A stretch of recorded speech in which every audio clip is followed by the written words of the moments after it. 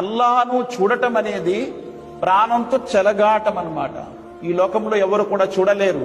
అలాగని చెప్పి ఎప్పుడు కూడా చూడలేరు అని కాదు, చూసే దినము కూడా ఉంది. అదే తీర్పు దినము. అదే ఆ తీర్పు దినము నాడు ఎవరైతే ఆయన్ని మాత్రమే ఆరాధించారో వారు మాత్రమే ఆయన్ని చూడగలరు. ఆయన దర్శనము వాళ్ళకే అవుతుంది, మిగతా వారెవ్వరికి అవ్వదు. మిగతా వారెవ్వరికి ఎవరు దర్శనం అవుతారు? వారు ఎవరినైతే ఇక్కడ పూజించారో వారు కనిపిస్తారు. వైదా రాల్లదీన అషరకు షురకాఉ ఖాలు రబ్బనా హౌలాయి షురకాఉన అల్లదీన కున్నా నదు మిన్ దూని.